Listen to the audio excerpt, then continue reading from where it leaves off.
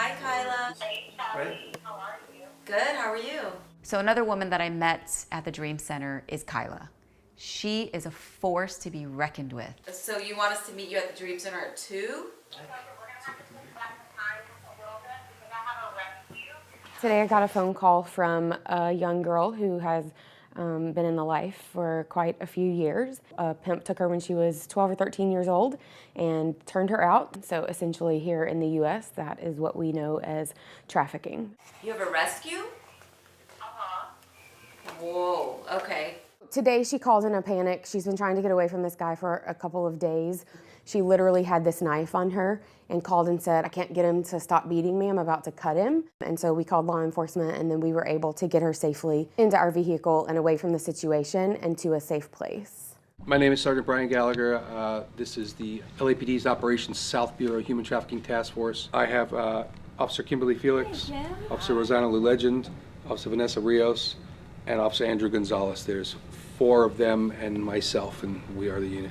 Our primary responsibility is to combat human trafficking, specifically of minors. We want to see these girls get out of this life. We want to see these girls get help. What Kyla does is like phenomenal, because what she does is she actually goes and starts just giving business cards, builds this relationship with these girls. Without Kyla, I don't know what would we do. I knew it was so important for me to see some of the things that she experiences. So we went on a drive along, and it was an incredible and eye-opening experience. We've talked about doing this for some time, and I'm sure that I will walk away changed no matter what. In that way, I'm really interested to see what happens. We do go out onto the streets where pimps have put their girls out on what they call a track. We find out what those areas are, and we try to go when they're heavily populated so we can connect with as many girls as possible. We connect with an average of 100 girls a week. People think it doesn't happen here, right? They think it happens only internationally, it happens in this country or that country, but not here. It's happening right here, and it's happening to kids who are born and raised right here. These girls have come from a background where they just have, at 5 years old, some of them have been sold by their parents. Some of them have been sexually abused. In America, parents are selling their kids. Here kids. in your backyards. The craziest track that I've ever seen, where there were girls out in like lingerie, was literally 2 miles from where I was living. In the daytime, it was just this family-friendly area. I was shocked to see how close to my neighborhood all of this was shaking down. So who are these girls? How do they get to this point? They all have some sort of vulnerability. It sounds really cliche, but they're throwaway kids. And that's what they refer them as. They're throwaway kids. They've been raised in the foster system. No one's ever cared for them. Now they're 14, 15 years old. Some pimp comes along and, hey, I'm gonna dress you and I'm gonna get your nails done and get your hair looking good. And she goes, wow, he really cares about it. No one's ever done this for me. I would venture to say that if you would approach one of those women, they would love to have a better life other than what they're doing. But I don't know if they feel anybody cares. A majority of them have had some type of incest, usually, or just some type of sexual abuse from someone, and they don't know that they can say no to people, and they end up being manipulated into this situation. It doesn't start like a pimp relationship. You know, you hear the story. Where did it start? Well, he told, it was a boyfriend-girlfriend relationship. They tell them how beautiful they are, something that they probably never heard in their life.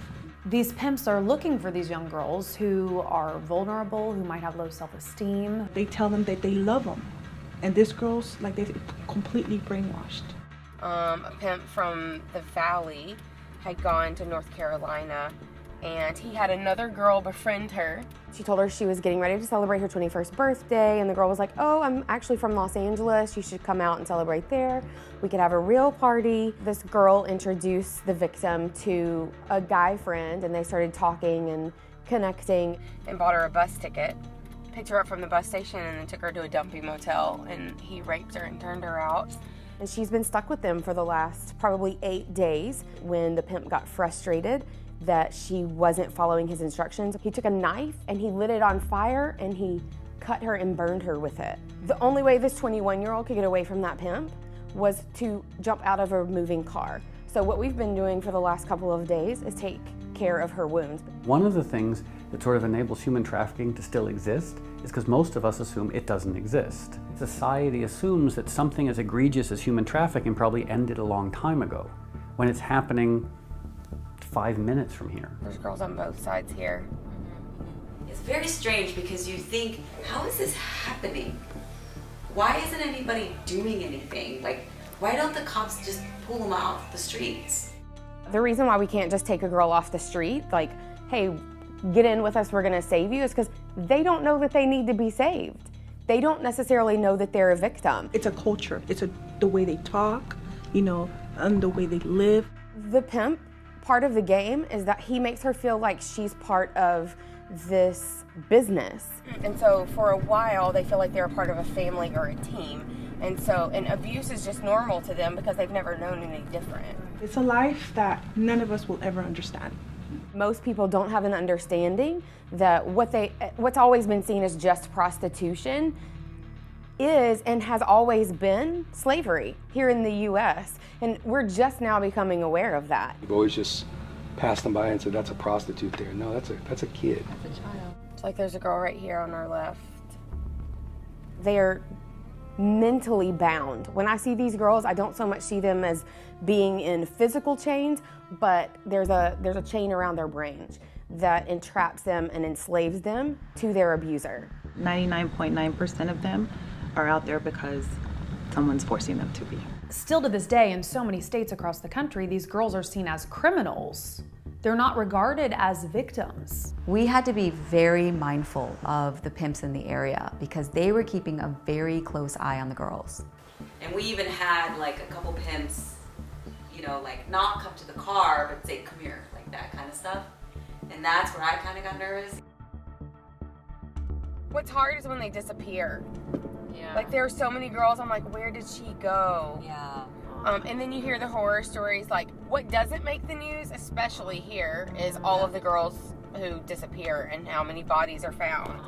We literally saw a girl a few weeks ago on the street and her hands were bound, like just tied up with so much duct tape, and she was sobbing and had bruises all over her face from a John who had just raped her. One girl was found in a dumpster over here with her breast cut off. Oh my God. Was that on the news? Nope. No. Exactly. Because no one cares because she was just a prostitute. We've had 140 rescues through our emergency shelter in the last year and a half. Like we're an all women staff, all females.